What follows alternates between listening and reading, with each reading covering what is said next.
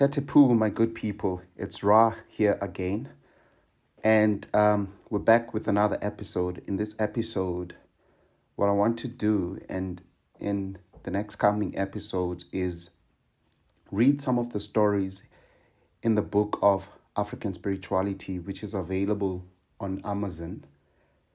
And the purpose of this is so that you can understand what the stories mean. Our ancient African sages on the continent, they used stories as a form of teaching wisdom, as a form of teaching spirituality, as a form of teaching our ancient knowledge. And this is true knowledge, unadulterated, uncorrupted by any other sources. This is our knowledge of the Spirit, which is pure and comes from the pyramid walls, it comes from the papyrus, it comes from the temple walls. And these were written by Africans that looked like you and me. These were a proud people who gave the world civilization, who gave the world mathematics, who gave the world architecture, who gave the world engineering, who gave the world farming, who gave the world beer, who gave the world wine, who gave the world husbandry, who gave the world geography, who gave the world geometry, who gave the world astronomy, who gave the world astrology, who gave the world the idea on how to connect with nature, who gave the world the understanding of nature and studying nature, who gave the world the method of proving something is knowledge. They used to have a saying called, "To know truth, you must live it." And it was codified in the sense of, to know Ma'at, you must live Ma'at. And Ma'at is truth. We know Ma'at now in Southern Africa and in some parts of the world who know about true African spirituality as Ubuntu. That's what Ubuntu means. It means truth. It's not just a sentence that says, I am because you are. No, that's just one aspect of Ubuntu, of Ma'at, which is reciprocity.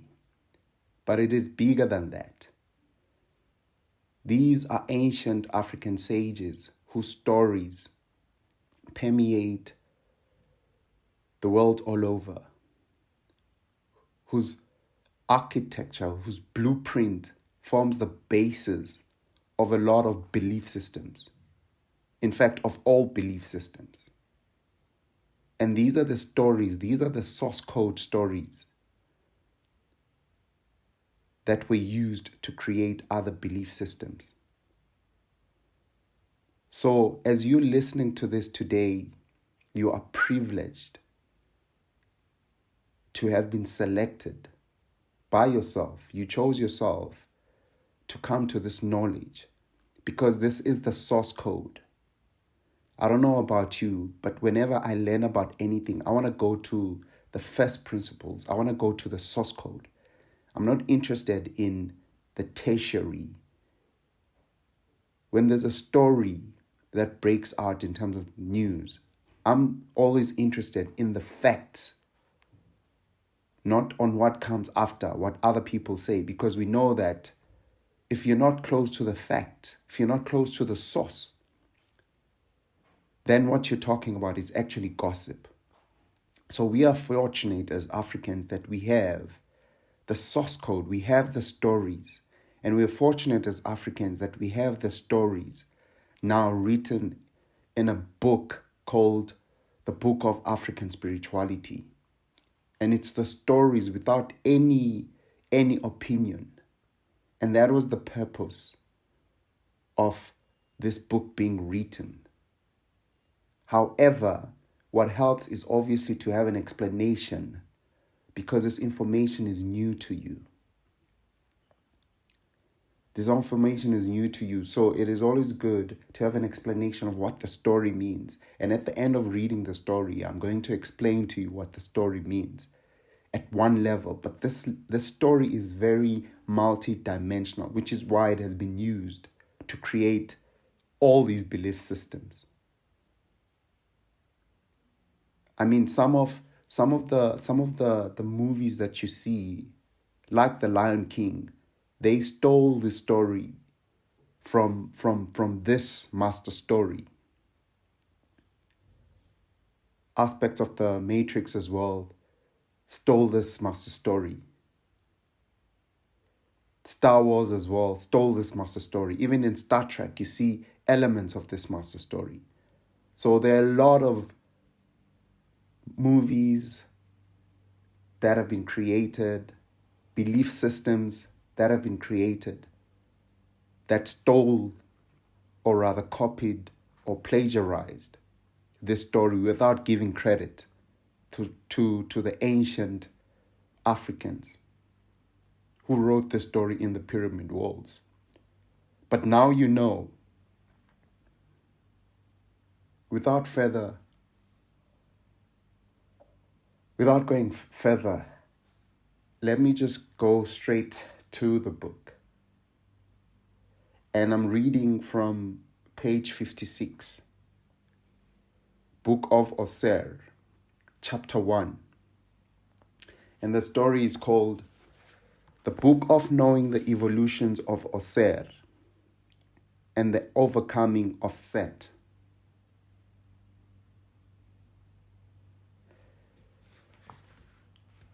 When Oser was born, many signs and wonders were seen and heard throughout the world. Most notable was the voice which came from the holiest shrine in the temple at Thebes on the Nile, which today is called Karnak, speaking to a sage, bidding him proclaim to all men that Oser, the good and mighty king, was born to bring joy to all the earth.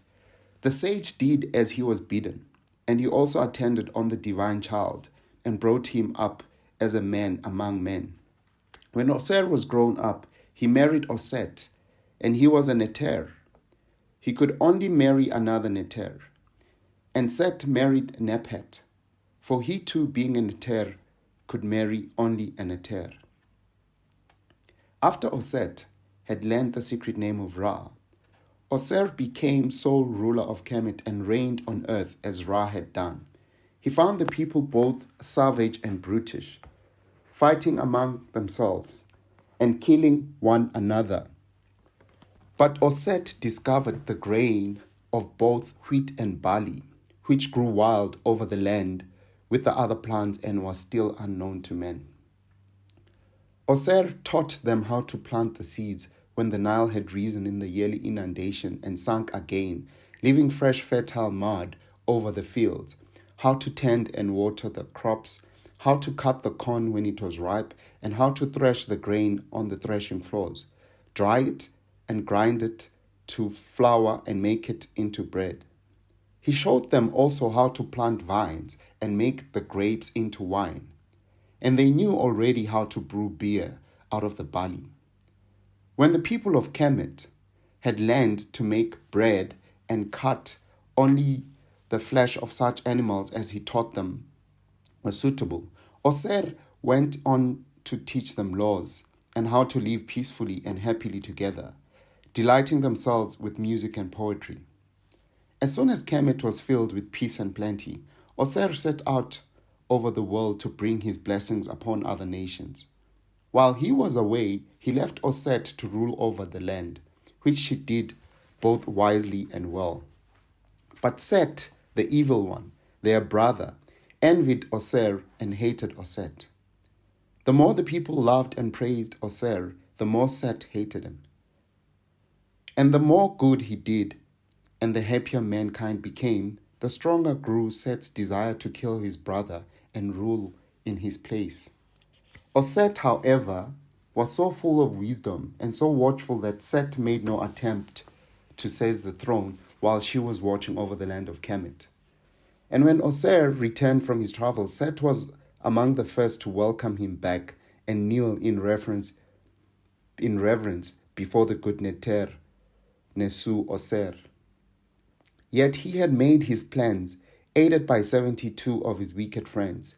Secretly, Set obtained the exact measurements of the body of Oser and caused a beautiful chest to be made that would fit only him. It was fashioned of the rarest and most expensive wood, cedar from the east and ebony from Punt at the south end of the Red Sea, for no strong wood grows in Kemet except the soft and fragile kind.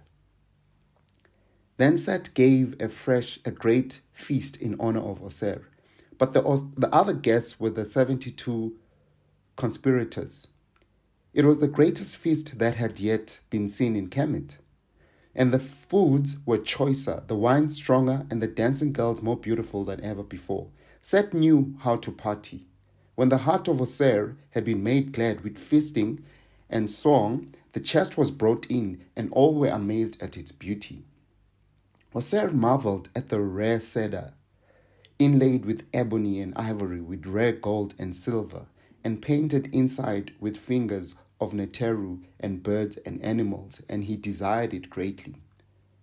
I will give this chest to whosoever fits it most exactly, cried Set.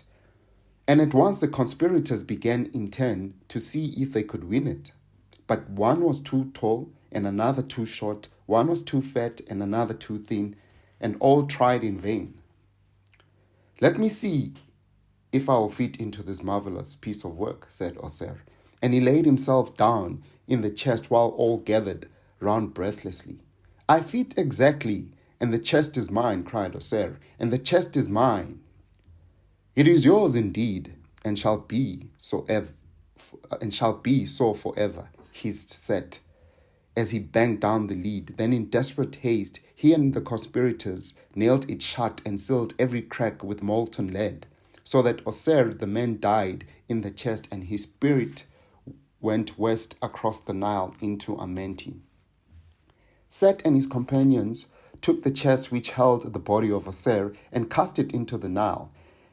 And Hapi the Nile Neter carried it out into the great green sea, where it was tossed for many days until it came to the shore of Phoenicia, near the city of Byblos. In Byblos, the waves cast it into a tamarisk tree that grew on the shore, and the tree shot out branches and grew leaves and flowers to make a fit resting place for the body of the good Neter Oser. And soon enough, the tree became famous throughout the land. Presently the king of Byblos heard of it, and he and his wife, the queen, came to the seashore to gaze at the tree. By now the branches had grown together and hidden the chest which held the body of Oser in the trunk itself. The king gave orders that the tree should be cut down and fashioned into a great pillar for his palace. This was done, and all wondered at its beauty and fragrance. But none knew that it held the body of an Neter. Meanwhile in Kemet, Oset was in great fear. She had always known that Set was filled with evil and jealousy, but kindly Oser would not believe in his brother's wickedness. But Oset knew as soon as her husband was dead, though no one told her, and fled into the marshes of the delta. Then she went to look for the body of Oser, for until he was buried with all the needful rites and heka, even his spirit could go no further to the west in Amenti. Back and forth over the land of Kemet wandered Oset, but never a trace could she find of the chest in which lay the body of Oser. She asked all whom she met, but no one had seen it, and in this matter her Hekau powers could not help her. At last she questioned the children who were playing by the riverside, and at once they told her that just such a chest as she described had floated past them on the swift stream and out into the great green sea. Then Oset wandered on the shore, And again, it was the children who had seen the chest floating by and told her which way it had gone. And because of this, Osset blessed the children and decreed that ever afterwards children should speak words of wisdom and sometimes tell of things to come. At last, Osset came to Byblos and sat down by the seashore. Presently, the maidens who attended on the queen of Byblos came down to bathe at that place. And when they returned out of the water, Osset taught them how to plait their hair, which had never been done before. When they went up to the palace, a strange and wonderful perfume seemed to cling to them. And the queen of Byblos marveled at it and at their plaited hair and asked them how it came to be so. The maidens told her of the wonderful woman who sat by the seashore, and the queen of Byblos sent for Osset and asked her to serve in the palace and tend her children, the little prince and the baby who was ailing sorely. For she did not know that the strange woman who was wandering alone at Byblos was the greatest of all the Hetepu of Kemet. Osset agreed to serving in the palace, and very soon the baby was strong and well, though she did no more than give him her finger to suck. But presently she became fond of the child, and thought to make him immortal, which she did by bending away his mortal parts, while she flew round and around him in the form of a swallow.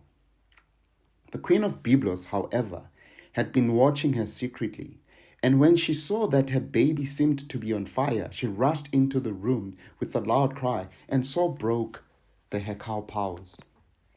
Then Osset took on her own form, and the queen of Byblos crouched down in terror when she saw the shining Neter and learned who she was. The king and queen of Byblos offered her gifts of all the richest treasures in Byblos. But Osset asked only for the great tamarisk pillar which held up the roof and for what it contained. When it was given to her, she caused it to open and took out the chest of Set. But she gave back the pillar to the king and queen of Byblos, and it remained the most sacred object in Byblos, since it had once held the body of an Neter. When the chest, which had become the coffin of Osset, was given to her, Osset flung herself down on it with so terrible a cry of sorrow that the little baby died at the very sound. But Osset at length caused the chest to be placed on a ship, which the king of Byblos provided for her, and set out for Kemet. With her went the young prince of Byblos, but he did not remain with her for long, since his curiosity proved his undoing. For as soon as the ship had left the land, Osset retired to where the chest of Osset lay and opened the lid. The young prince of Byblos crept up behind her and peeped over her shoulder. But Osset knew he was there, and turning, gave him one glance of anger, and he fell backwards over the side of the ship into the sea. Next morning, as the ship was passing the Phaedrus River, its strong current threatened to carry them out of sight of land. But Osset grew angry and placed a curse on the river, so that its stream dried up from that day. When Osset came safely to the land of Kemet, she took the body and transformed herself into a swallow again. She then hovered over the body, causing a wind with her wings, and raised the phallus of the body, and received his seed. Thus was Heru conceived. She then hid the chest in the marshes of the delta. She found shelter on a little island in Buto, and entrusted the divine child Heru to a woman from there. And as a further safeguard against Set, Osset loosened the island from its foundations and let it float so that no one could tell where to find it. But it chanced that Set came hunting wild boars with his dogs, hunting by night after his custom, since he loved the darkness in which evil things abound. By the light of the moon he saw the chest of cedar wood inlaid with ebony and ivory, with gold and silver, and recognized it immediately. At the sight, hatred and anger came upon him in a red cloud, and he raged like a panther of the south. He tore open the chest, took the body of Osir, and cut it into 14 pieces, which by his divine strength he scattered up and down the whole length of the Nile, so that the crocodiles might eat them. It is not possible to destroy the body of an Eter, cried Set. Yet I have done it, for I have destroyed Osir. His laughter echoed through the land, and all who heard it trembled and hid. Now Osset had to begin her search once more. This time she had helpers, for Nepet left her wicked husband Set and came to join her sister, and Ainpu, the son of Osir, and Nepet, taking the form of a jackal, assisted in the search. When Osset traveled over the land, she was accompanied and guarded by 7 scorpions. But when she searched on the Nile and among the many streams of the delta, she made her way in a boat made of papyrus. The crocodiles, in their reverence for the Neter, did not touch the boat. Indeed, ever afterwards, anyone who sailed the Nile in a boat made of papyrus was safe from them, for they thought that it was Osset still questing after the pieces of her husband's body. Slowly, piece by piece, Osset recovered the fragments of Osir, and wherever she did so, she formed by her cow the likeness of his whole body, and caused the priests to build a shrine and perform his funeral rites. And so there were 13 places in Kemet, which claimed to be the burial place of Osir. In this way also she made it harder for Set to meddle further with the body of the dead Neter. However, she did not recover one piece, for it had been eaten by certain impious fishes, and their kind were accused ever afterwards, and no Kemetu would touch or eat them. Osset, however, did not bury any of the pieces in the places where the tombs and shrines of Osir stood. She gathered the pieces together, rejoined them by her cow, and by her cow made a likeness of the missing member, so that Osir was complete. Then she caused the body to be embalmed and hidden away in a place of which she alone knew. And after this, the spirit of Osir passed deep into Amenti to rule over the dead until the last great battle, when Heru should slay Set and Osir would return to earth once more. But as Heru grew in this world, the spirit of Osir visited him often and taught him all that a great warrior should know. One strategy which he taught him was how to fight against Set, both in the body and in the spirit. One day Osir said to the boy, "Tell me, what is the noblest thing that a man can do?" And Heru answered, "To honor your African ancestors." This pleased Osir, and he asked further, "And how do you honor them?"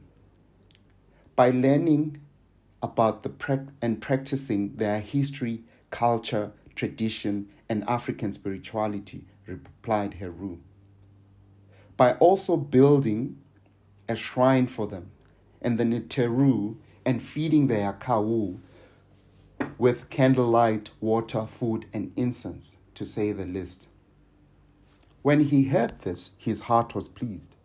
But he was not done yet, so he posed another question to him. "What is the libation that must be used for me?"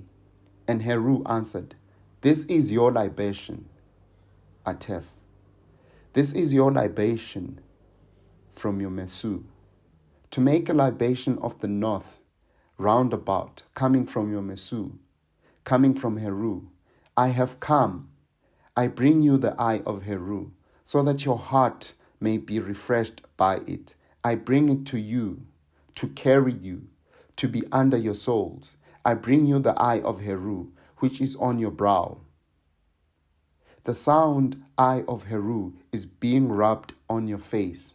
you awake in peace. The Neteru, Oser, awakes in peace.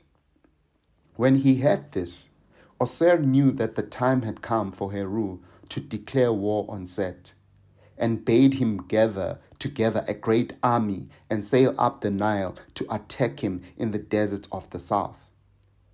Heru gathered his forces and prepared to begin the war, and Ra himself, the shining father of the Neteru, came to his aid in his own divine boat that sails across the heavens and through the dangers of the Duat. Before they set sail, Ra drew Heru aside so as to gaze into his brown eyes. For whoever looks into them, of Neteru or men, sees the future reflected there. But Set was watching, and he took upon himself the form of a black pig, black as the thundercloud, fierce to look at, with tusks to strike terror into the bravest heart. Meanwhile, Ra said to Heru, "Let me gaze into your eyes and see what is to come of this war." He gazed into the eyes of Heru, which were now full of wisdom, the kind of wisdom that only belonged to the African ancestors. While he gazed, the black pig passed by and distracted his attention so that he exclaimed, "Look at that! Never have I seen so huge and fierce a pig." And Heru looked, and he did not know that it was Set, but thought it was a wild boar out of the thickness of the north. And he was not ready with a heka to guard himself against the enemy. Then Set aimed a blow of fire at the eyes of Heru, and Heru cried out in pain and was in a great rage. He knew now that it was Set, but Set had gone on the instant and could not be trapped. Ra caused Heru to be taken into a dark room where Tehuti healed his eyes, and it was not long before his eyes could see again as clearly as before. When he was recovered, Ra had returned to the sky, but Heru was filled with joy that he could see once more. And as he set out up the Nile at the head of his army, the country on either side shared his joy and blossomed into spring. There were many battles that ensued, but the last and greatest was at Hetepu, where the great temple of Heru stands to this day in memory of it. The forces of Set and Heru drew near to one another among the islands and the rapids of the first cataract of the Nile. Set, in the form of a red hippopotamus of gigantic size, sprang up on the island of Elephantine and uttered a great curse against Heru and against Oset. "Let there come a terrible raging tempest and a mighty flood against my enemies," he cried, and his voice was like the thunder rolling across the heavens from the south to the north. At once the storm broke over the boats of Heru and his army.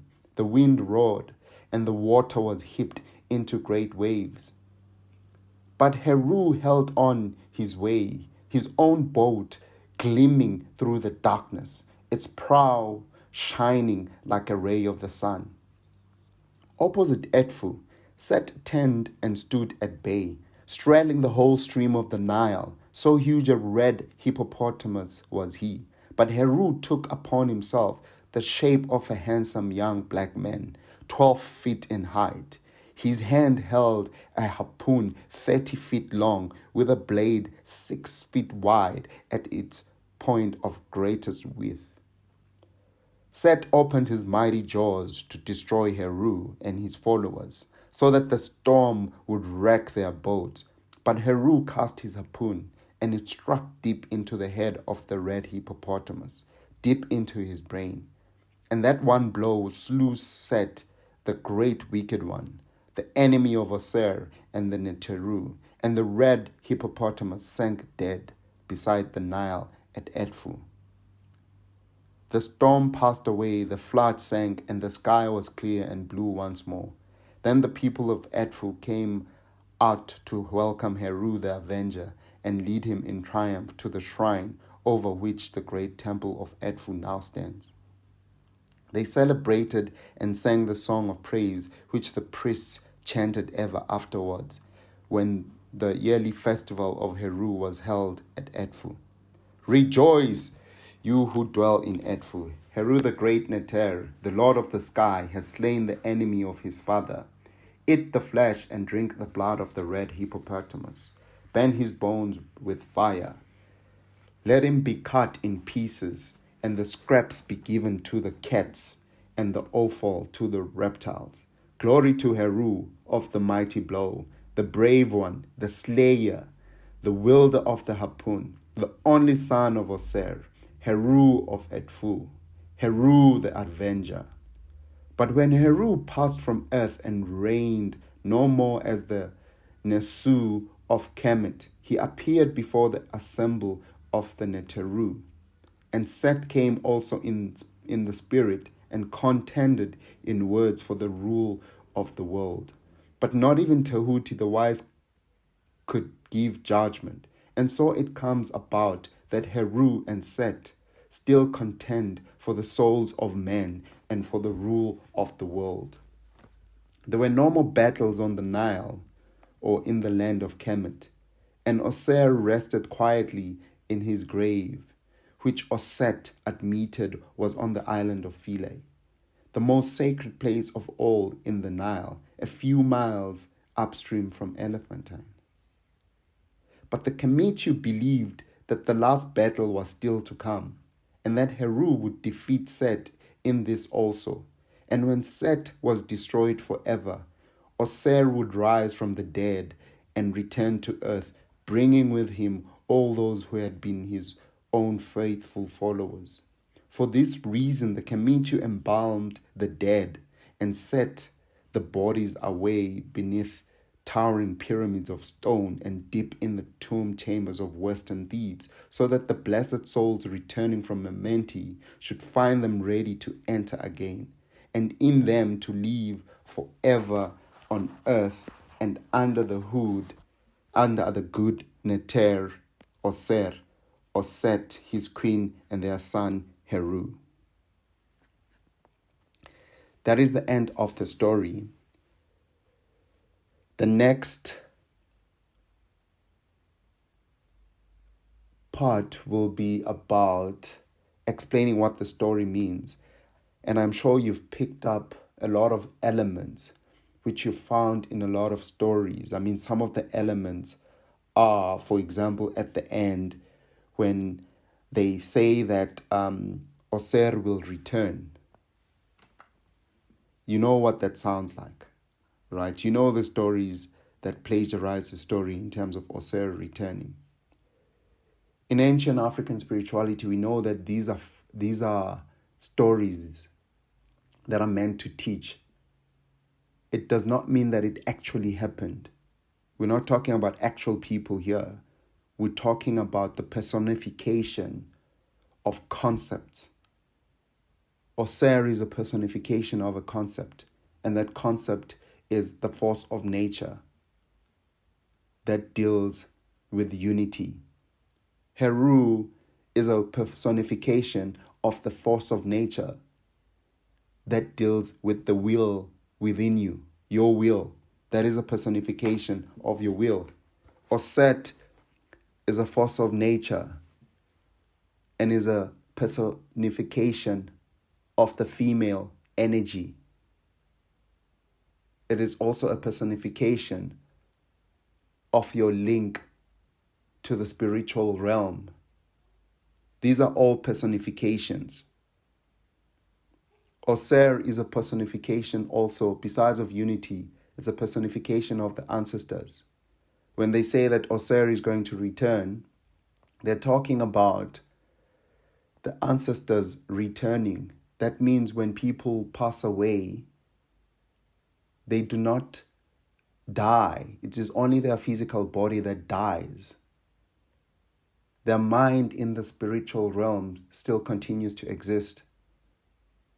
If you know how to communicate with your ancestors, for those who are gifted, who are given the gift of being able to communicate with the minds that have passed on to the other side.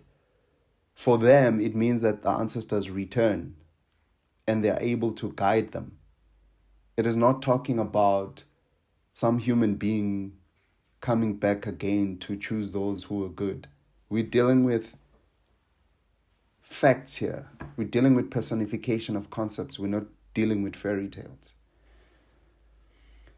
We are going to go on and explain some of the concepts again. For example, there's a part, I'm sure that you've realized the element around where Heru becomes blind. You can see that was taken and stolen or rather plagiarized by the Wachowski brothers who wrote The Matrix, when Neo goes blind in The Matrix. This is where this story was taken from. But in our story, which is what you see also in that movie that copies the story, after Heru goes blind, he gets new eyes, and the new set of eyes allows him to be able to defeat Set. This shows that you have to die to the old in order for and be able to accept the new in order for you to be able to see truth. You have to use new mental models in your mind in order to be able to see truth and grow. Okay, the next section will explain all the elements that came about in the story. Hetepu.